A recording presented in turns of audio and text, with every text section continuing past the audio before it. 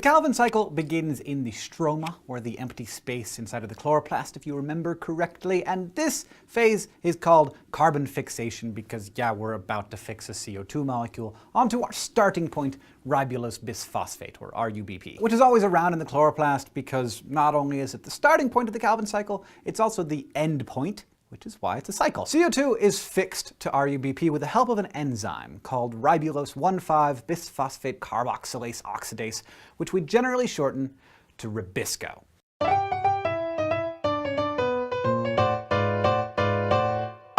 I'm in the chair again. Excellent. This time for a biography of Ribisco.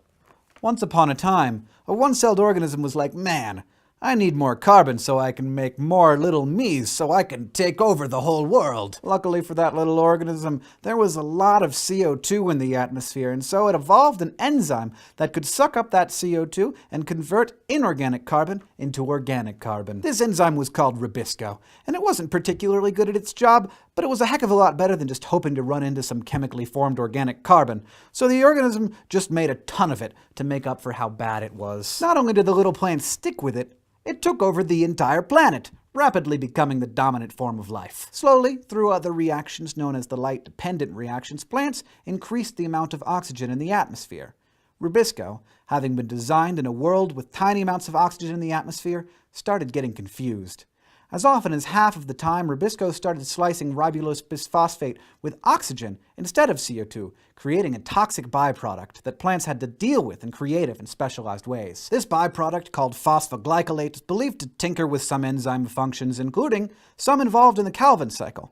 So plants have to make other enzymes that break it down into an amino acid, glycine, and some compounds that are actually useful to the Calvin cycle. But plants had already sort of gone all in on the Ribisco strategy, and to this day, they have to produce huge amounts of it. Scientists estimate that at any given time there are about 40 billion tons of Ribisco on the planet.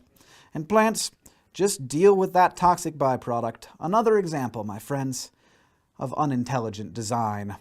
Back to the cycle. So ribulose bisphosphate gets a CO2 slammed onto it, and then immediately the whole thing gets crazy unstable. The only way to regain stability is for this new 6-carbon chain to break apart, creating 2 molecules of 3-phosphoglycerate. And these are the first stable products of the Calvin cycle. For reasons that will become clear in a moment, we're actually going to do this to 3 molecules.